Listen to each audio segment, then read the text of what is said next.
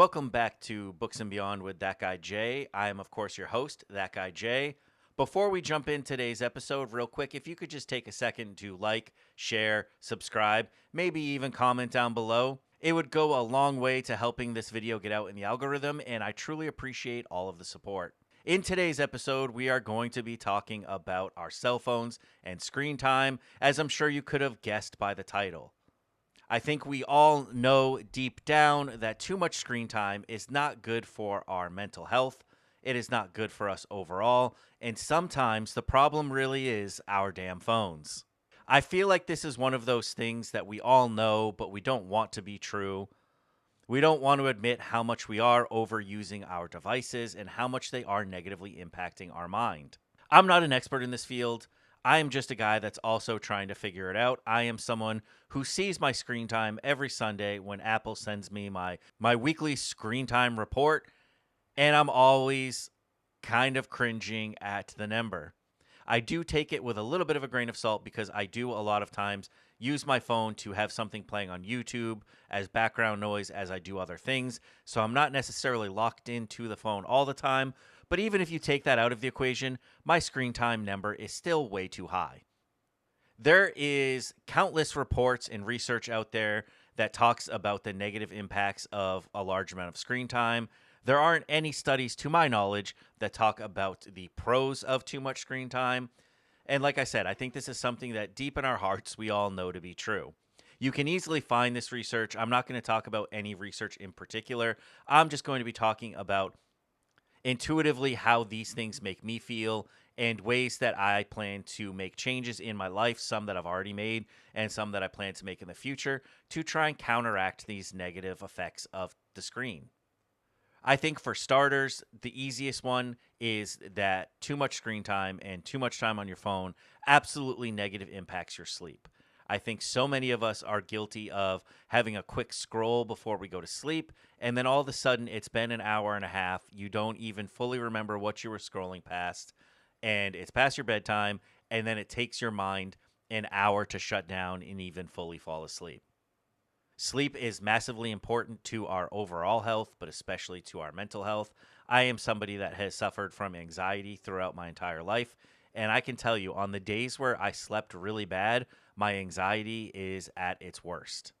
I am someone that has at times been super guilty of the late night scrolls. It's something I've been working on. The thing that I've changed there is I've been trying to put audiobooks on about half an hour before I want to fall asleep. And I just set a sleep timer with them, lay down, put the phone down, keep it out of my hand, listen to a story, and just try and get straight to sleep. On the other end of this, I've been trying to not pick up my phone and have it be the first thing I look at in the morning. It's the reason that I added an alarm clock to next to my bed so I could actually see the time, because that was always the excuse I sold myself, is that I'm just going to check the time real quick. But then you end up unlocking the phone and you start to scroll and the cycle begins. I think there are so many negatives to much screen time. I don't think that phones are inherently evil. I don't think they're inherently bad. I think that they are overall a positive tool that we can have in our life, but we have to use them correctly. I think with just about anything in life, moderation is the key to this. And that is something that I'm working on more than anything else. I'm not going to be one of those people that gives up my smartphone to go to a dumb phone or a flip phone and fully gives up the great assets that a smartphone can offer, but I am trying to be much more intentional about how I use my phone. I think that what goes along with phones is, of course, social media, and I think that social media is not designed in a way that's to benefit us. It is absolutely a means to financial gain for these large corporations that own them. We are a means to more money for them. As an example, I recently saw that I believe it was the CEO of Netflix that said this, that the main competition for Netflix is sleep. And when you really stop to think about that, that is a little bit dystopian and pretty gross, because it goes to show that in reality, they would prefer their consumers to sleep less and use their product more because it is better for them financially. I think this is true of the algorithms on Facebook, TikTok, Instagram, YouTube, all of the above. They are using algorithms that are designed to keep you on the app for as long as possible so that they can put more ads in front of your eyes and they make more money. I think it's become a pretty predatory system. It's something that started out as fun years ago with things like MySpace as a way for people to connect. And I do still think that there is positives to social media. I have made friends and connections on Book Talk that I never would have made otherwise. I have people that I speak to every day now because of TikTok. And I think it is a great place to build community virtually. And I think that there is absolute positive benefits to having an online community. Having any kind of community, I think, is good for you overall. I think YouTube is a fantastic tool. Some people jokingly refer to it as YouTube University, but it's absolutely true. You can find just about any tutorial you would ever need in your life on YouTube. If you need to fix your kitchen sink, there are going to be endless videos showing you how to do that. If you need to change a tire on your car, if you need to fix your brakes, if you need to research how to do some type of math for your homework with your kids, there's going to be a YouTube video for it. It's a great educational tool, but it also is a slippery slope with YouTube and TikTok and any of the social medias where it can quickly go from useful to negatively impacting you, especially when you get stuck in what I like to refer to as the doom scrolls. I think a doom scroll every now and then is not the end of the world, but it becomes a problem when every time you pick up your phone, you are tempted to do so, and that is by design. It is not necessarily your fault, but it is something that I think you should be aware of. It's something that I'm becoming more aware of, and it's something that I'm trying to get away from. I think that it also becomes dangerous when people only portray the positives of their life for the most part on social media. And I don't think it's healthy for yourself to only be showing the positive and to only be looking for the positive and trying to curate a version of yourself for online only. And I don't think it's good to constantly be watching that because, as many people have said, comparison is the thief of joy. And we're constantly comparing ourselves to others because of social media, even though logically we know that they're only showing the best part of their lives. It's still hard not to compare, to see the perfectly put together kitchen or the car that you've dreamed of owning for years. It's hard not to compare yourself to that when you don't have it, or when there's some aspect of life that is not feeling fulfilled for you that is for other creators and influencers. It's not great to constantly be watching that all day and feeling down about your own life. I also think that this is something that as a society we need to do a better job setting a good example for our kids. Most parents are guilty of being on their phone too much around their kids, and they have inherited this from us. It's easy to blame them for constantly being on their phone, but they didn't learn it from nowhere. I recently saw a TikTok actually talking about how in the future they believed that cell phones in front of your kids are going to be viewed in a similar light to smoking in front of your kids. When I was just a little guy in the mid 1980s, it was not at all an issue for someone to light up a cigarette in front of a small child and just smoke. I was speaking about this recently with someone about how crazy it is to think back that you would go into a restaurant and half of the restaurant was designated as a smoking area and the whole restaurant would be full of smoke as everyone's trying to eat. Yes, Simba, you're part of this podcast too. Thanks for joining us.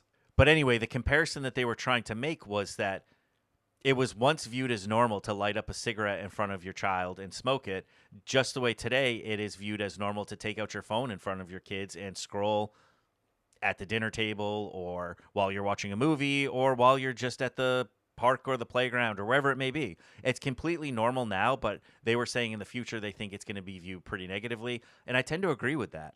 There have been studies that have shown that social media is particularly unhealthy to developing minds. It is very unhealthy for teenagers. It can be very dangerous for teenagers.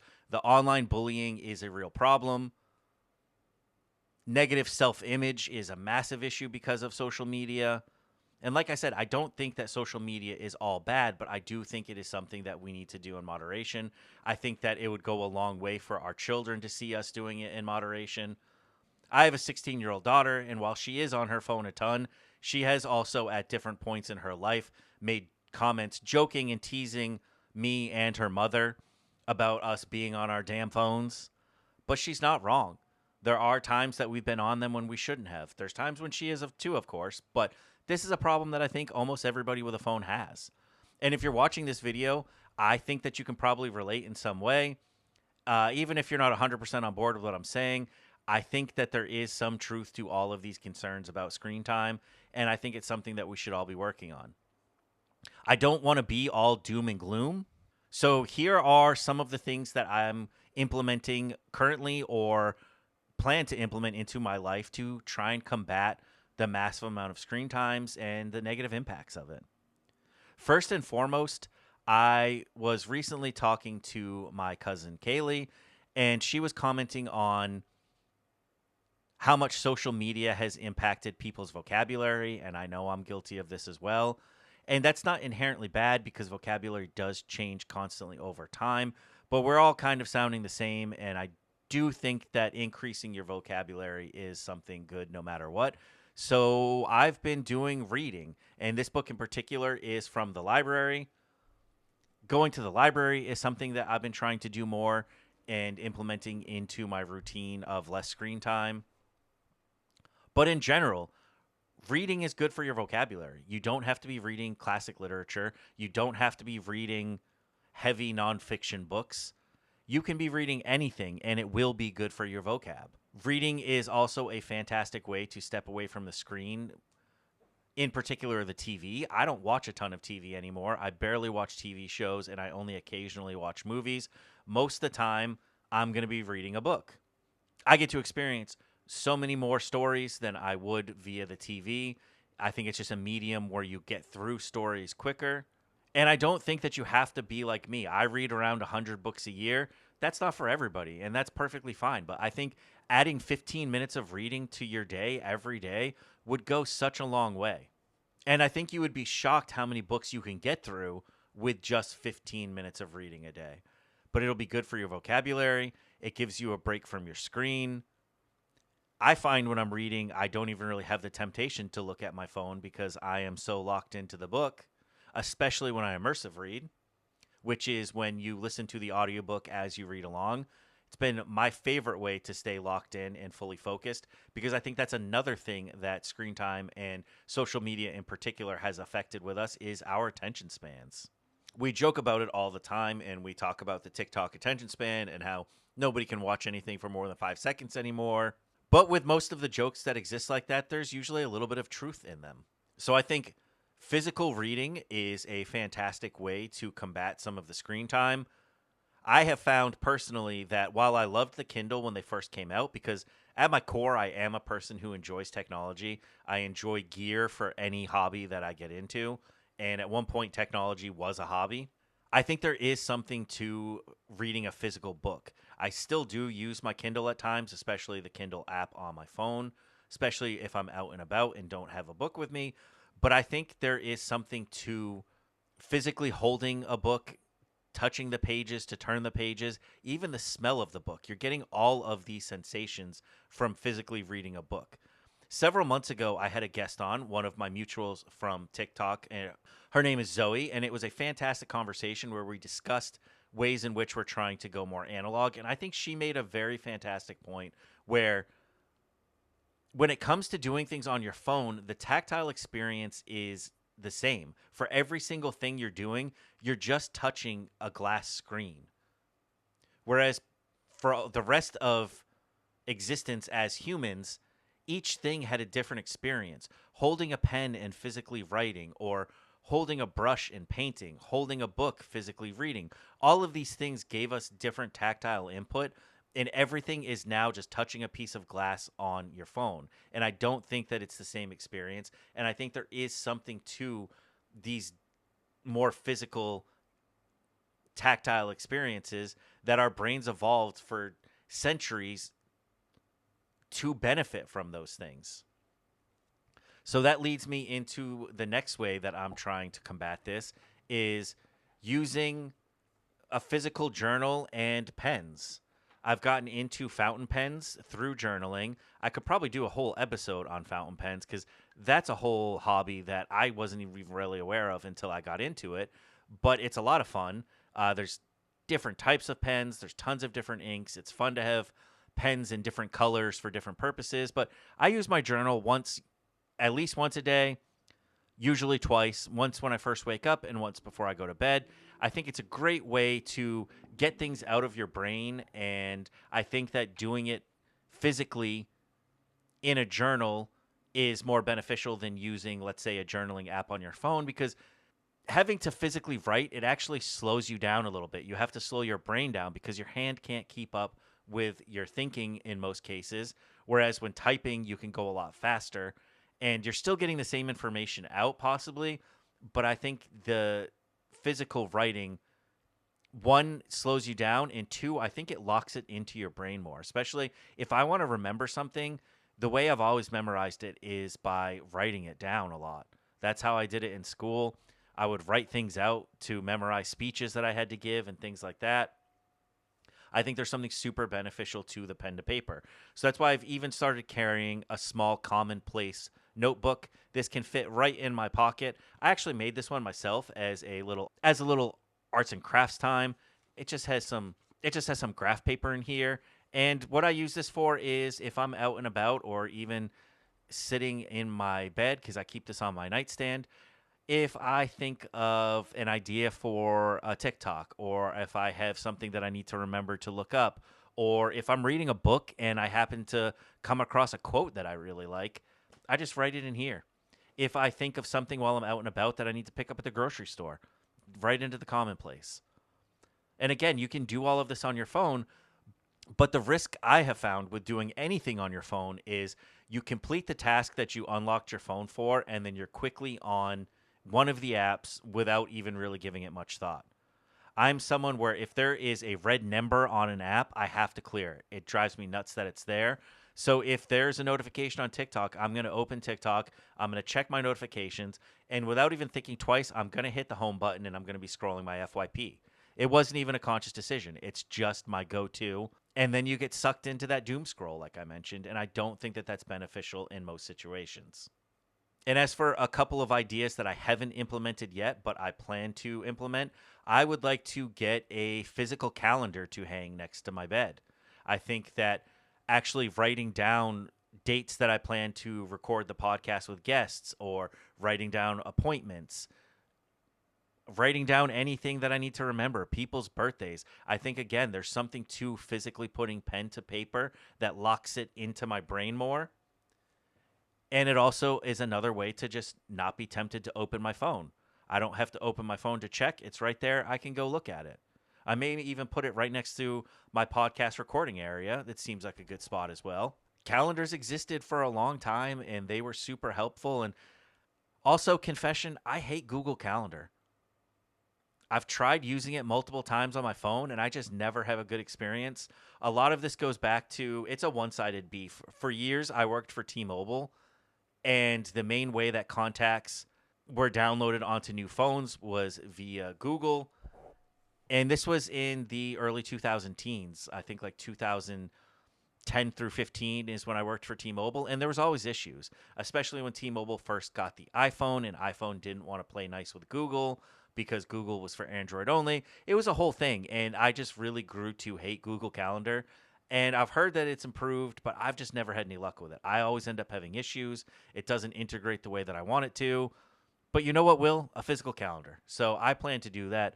I just need to pick out a good calendar. I haven't decided yet. Do I want to go exotic cars, or do I want to go something cute and cuddly like puppies? Let me know in the comments what you would pick. But that is something that I absolutely plan to do. I also am considering giving up my Apple Music subscription and having my phone not be my go-to place for music. I have seen that there is tons of possibilities for modding classic iPods, and you can do it fairly cheaply, where you can actually replace the memory with an SD card, and it will run faster and have a much larger available memory. You can get bigger batteries for better battery life. You can even install different operating systems. But the key is, it doesn't have the internet and it doesn't have apps. So the device becomes just for music. And I remember absolutely I had the original iPod when it came out. I kept that same one for years. And I loved creating different playlists, which isn't something I do as much anymore. And I think that there was just something really fun to that. And again, it stops me from going on the phone to change the song. And when you go on the phone, there's, like I said, there's always that risk of opening an app. So that's something that I am considering. It seems like a fun little side hobby as well, getting into the actual modding of it. They make different cases. They make all sorts of things you can customize on them. And tinkering with gadgets is always fun, in my opinion. I know that's not going to be for everybody, but I think you can also buy them modded. Obviously, it costs a little bit more, but if that was something you're interested in, you can do that as well. But I think as convenient as it is to have everything all in one device with the phone, I think there will be benefits to kind of separating out some of the tasks to different things to keep me from being on the phone as much as I am. I think back to the very late 90s, early 2000s, when the internet was really becoming a thing and I was a teenager. Going on the computer was a hobby in itself, it was its own activity. And back then, I think it ran the risk of getting very distracted because it was all new. I had a bunch of apps and games and different things on my computer that were distracting. But now I went years without a computer. I didn't need one. I could do everything that I needed from my phone. And it got to a point where my laptop got so old that it really wasn't usable anymore. And I went 7 or 8 years without getting a new one just because I didn't really need a computer. I know that's not the case for everybody. That might be somewhat of a unique experience. But now the computer I have is just for productivity. I edit the podcast on there. I do research for the podcast on there. Anytime I do any form of like writing, I do it on the computer as well. And my computer has become a place for productivity. I don't have distractions on there. I don't have social media open in any of my browsers. I don't have any games on there. I don't really have any apps that aren't productive. I have photo and video editing apps. I have Canva. I have just productive stuff on there. So I've been trying to I've been trying to integrate my computer into my daily use as well. Instead of checking my email and writing emails from my phone, I'm getting up and going to sit at my computer and physically do it on the computer. And while it still is screen time, this feels like a more productive screen time. It doesn't feel as detrimental because I'm going there to complete a certain task. And again, I could complete it on my phone, but I'm going to sound like a broken record. Every time you open the phone, the temptation is there to do a little bit of scrolling. So I'm finding a great amount of enjoyment in using my computer as a productivity tool and using it as an actual activity again, the way it used to be 20 plus years ago. Some other things that I would like to add into my life that would prevent phone time is I think that it would be beneficial to a lot of families too to set aside some time to do activities that don't include the phones. For the whole family to unplug together, I think can be beneficial. I think it could be as simple as family dinner with no phones allowed, family movie night with no phones allowed. You could do bigger things that are longer periods of time to really get away and unplug. But I think even just 20 or 30 minutes a day as a family, I think that it'll help people connect more. I think that in person connection and even with your friends, I think in person community is important. Phones and social media have been a great tool for online communities, but I think there is something to having that connection in person that's highly beneficial as well, which is something that I'm working on. And I've realized that I've always wanted to be like a board game person and never had the opportunity to do so. So I've been trying to talk my daughter into playing board games with me. It's been an uphill battle, but I'll win eventually. I think it would be fun to do some game nights where we put our phones down. Another way that I plan to utilize physical, real life things versus on the screen is related to photography and videos. I guess not so much with videos, can't do it with videos, but I plan to print out more of the photos that I take, especially since I've gotten back into photography. But just in general, I kind of want to comb through the 10,000 plus photos that I have on my phone and print some of these memories out. I think there really was something too when I was younger. Everybody had a family photo album, and it was fun to show friends old pictures of yourself or to look at relatives that you may not have ever met or ones that you don't really remember that well. We document so much of our daily life with photos and videos, and if they don't make it to a social media page, they just get lost in the mix. It's really hard to comb through 10,000 plus pictures, which I know I have a lot, but I've met people who have even more than me. And it's a little sad that we're documenting our lives more than ever before, but actually viewing it probably less than in the past. And you can get prints online for very cheap, and you can get prints from pharmacies still for pretty cheap. I know that I get mine done at Walgreens, which is right by my house, and you can usually get them same day for really affordable prices. And I think that there's something to putting together a photo album or getting some of your pictures framed and hanging them on the wall. That's something that I think is lacking in a lot of people's lives is there's not as many personal memories on the walls as there used to be. Everybody used to have all of their school pictures throughout the years, and I'm sure some people still do this. And I do this a little bit, but I think that having the physical item is there really is something to be said for that. And I think in a lot of ways the main point of what I'm getting at today is I think we could all benefit from going back to a more analog life, at least part time and at least in small ways. Like I said, I'm by no means an expert. I am just an elder millennial who has been along for the wild ride that has been technology since the late 90s. I remember my first computer, I remember my first time on the internet, and it's crazy to think how far we've come in like 30 years. And like anything new, it starts out hugely beneficial and it can become a negative. And I think that's kind of where we're at right now. I think that we're in a time period where the table's going to turn and we're going to start going the other way. And as a society, start feeling differently about how much access we have to each other with the phones and with social media. I think that getting ahead of this now is probably the right move.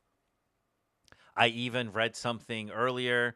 It was pointed out by my cousin that some wealthy people are sending their children to schools that use less technology and don't use computers as much. And there's discussions of about whether kids using smartphones is going to become some type of wealth indicator where the kids that don't use this technology are the wealthier kids and they're getting a better education and being less distracted because of it. And I can totally see that happening. I don't think that I agree with that mindset, of course, but that is a real possibility. And again, like I said earlier, I think just in general, we all need to set a better example for our kids. And I think we need to help kids get out of this phone obsession and the social media obsession. And the only way to do that is to first do it ourselves and just set a better example. But these are some of the ways that I plan to implement a more analog lifestyle to work on my own screen addiction, if you want to call it that. But I would love to hear down in the comments, what are some of your thoughts about this? What are ways that you are keeping your own screen time in check? Or is this something that you've even considered doing? I would love to get some conversations going and we can kind of group thought our way through this. I would love any input. I would love more ideas for different ways that I could put my phone down more as well. And I do realize there's a certain amount of irony in this episode as I'm recording it on my phone to be a podcast episode that is viewed on YouTube and listened to on different podcasting apps. I do see that there's a certain amount of irony as I've spent the last year and a half creating book talk content. But I do think that we can have a healthy relationship with these apps and with our phone. And ultimately, that's what I'm trying to do moving forward. So like I said, let me know in those comments your thoughts. But as always, thank you so much for taking a little bit of time out of your day to join me on Books and Beyond, and I will see you again next week.